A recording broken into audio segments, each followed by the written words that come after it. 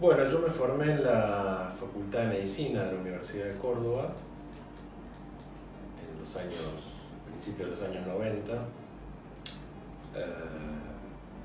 Nunca tenía en mi cabeza que iba a ser psicoanalista, sino que más bien quería concluir con mis estudios de médico y dedicarme a la clínica médica, a la pediatría en algún momento.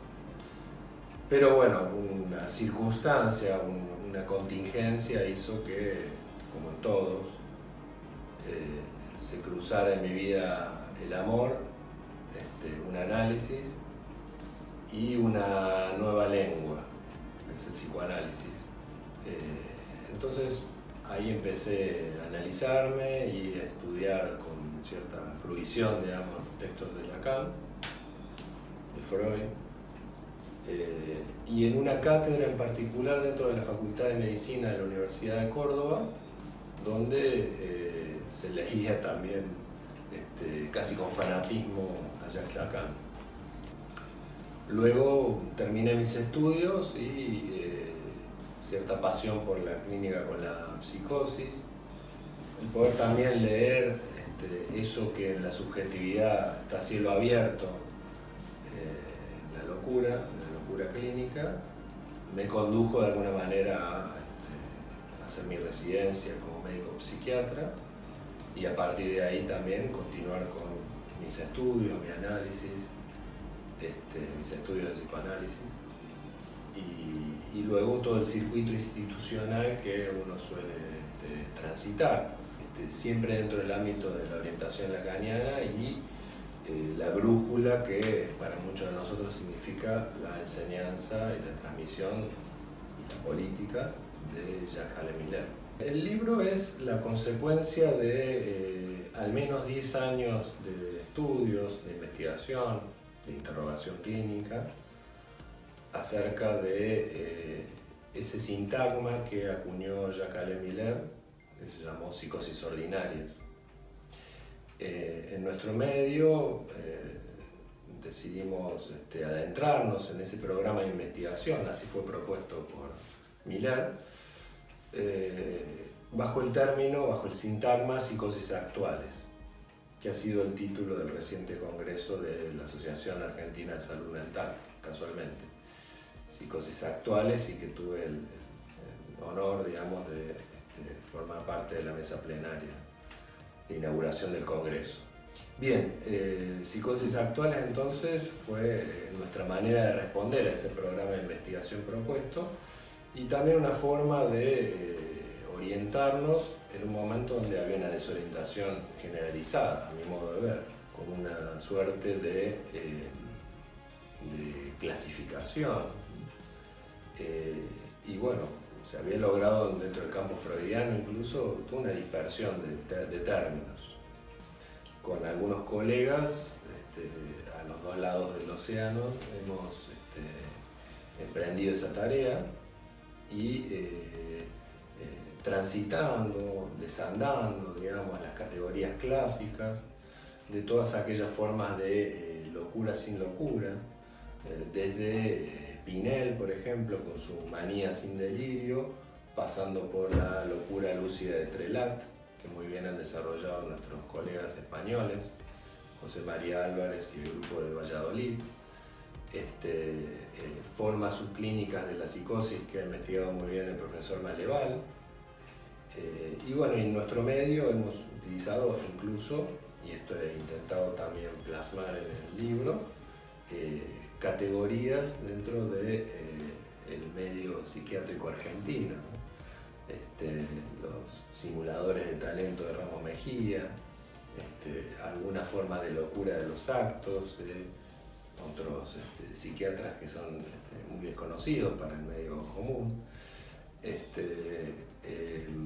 Bueno, en fin, distintas formas de la locura que nos daban cuenta de qué había pasado a lo largo de la historia, de cómo había sido observado ese aspecto transicional entre aquel que está clínicamente loco y aquel que uno puede suponerlo, pero que no tiene manifestaciones clínicas ostensibles. Porque me parece importante situar que todo esto no es solamente un interés psicopatológico, que lo puede haber seguramente, sino más bien como un poco mi libro da cuenta de eso en la portada, ¿no? El ser loco sin estar loco es una rueda sin punto de capitón, porque toma el relevo de esa frase, ese aforismo de Lacan hacia el final de su enseñanza que dice: todos deliramos. Todos deliramos, desde luego tiene que pensarse en singular, esa es la advertencia de Jacques Alain Miller. Pero también pensar cómo la psicosis ayuda a la práctica del psicoanálisis mismo, tomando varios aspectos de la psicosis y haciéndola estallar. Por ejemplo, el parásito del lenguaje. Está bien, hay sujetos que se llaman, en el campo clínico, esquizofrénicos, que sufren del parásito del lenguaje, de ese parasitismo, de ese gran automatismo mental, como lo diría Clérambault. Esa voz que insiste en ellos, que se impone, y a la vez ese cuerpo que se fragmenta. Bueno, uno podría tomar eso desde una forma normal. Todos estamos tomados por la voz, todos estamos parasitados por el lenguaje, todos nacemos con un cuerpo fragmentado de modo esquizofrénico, es decir, hay algo de normalidad en eso. Lacan dice algo muy divertido, que es que el neurótico quizás no está en condiciones de tomarse en serio ese parásito del lenguaje. El psicótico es alguien que se toma muy en serio el lenguaje. Ese es nuestro asunto. Pero bueno, podríamos hacer una clasificación ad hoc, ¿no? Es decir, de los que se toman en serio y los que no se lo toman en serio. Joyce es un ejemplo. Joyce es un ejemplo, verdaderamente. Pero un análisis no es verdaderamente insistir o intervenir en un sujeto para que se tome en serio el parásito del lenguaje. Es decir, hay algo de la enseñanza de la psicosis en la práctica misma del psicoanálisis. La interpretación analítica, al modo irónico, está verdaderamente extraído en Lacan de las consecuencias de la psicosis y en particular de la esquizofrenia. Si hay ironía más elocuente, es la del esquizofrénico, aquel que dice no hay otro. Y Lacan da cuenta de eso, dice: el psicoanálisis es un autismo de a dos. Lo dice de una manera muy curiosa. El lazo social es la paranoia. El lazo social es paranoico. Esa consistencia del otro, ese modo impuesto del otro social, es aquello que está en la atmósfera y está en el ambiente paranoico, verdaderamente.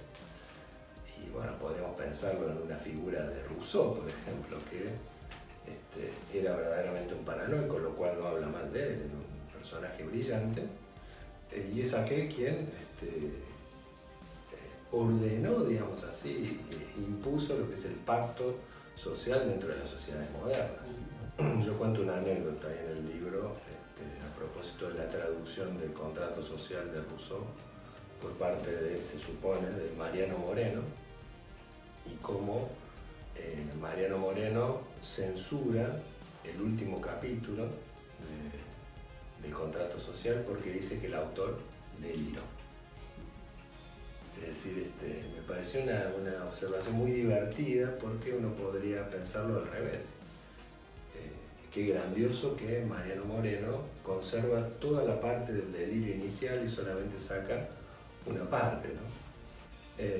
Es decir, alguien que pondera las virtudes de un paranoico dice, bueno, el ginebrino Rousseau, de virtudes extraordinarias, de un lenguaje fantástico, etcétera, etcétera, pero bueno, me vi obligado a suprimir la última parte, no se utilizaba el término censura, suprimir la última parte porque el autor deliró. No lo ve como algo negativo, pero es esta parte no. Bien, entonces dijimos el parásito de la lengua, la interpretación irónica, el lazo social. Estamos diciendo elementos que nutren al psicoanálisis en su práctica misma y que tienen que ver con la psicosis. Es decir, no con una extranjeridad absoluta, sino como algo que está en el corazón de la práctica. En eso nos puede servir, digamos, una lectura detenida acerca de la psicosis ordinaria. ¿De qué tiene eso para enseñarnos a la práctica del psicoanálisis? ¿Qué tiene de eso para enseñarnos sobre esta sentencia de Lacan de estamos todos locos, todos deliramos? Bueno, sí, hay un lazo social que es un delirio compartido, que es el sentido común, ¿no? El sentido común es un delirio, verdaderamente. El paranoico es alguien que sabe leer muy bien. Bueno, de hecho, para ser un buen político hay que tener algo de paranoia, ¿no? Alguien que puede leer, bueno, qué intenciones tiene el otro para conmigo, ¿no? Es decir, si el pueblo tuviese lecturas paranoicas, no tendríamos políticos. Todo el tiempo tendríamos que estar leyendo qué intenciones se tienen con nosotros, seguramente no las mejores.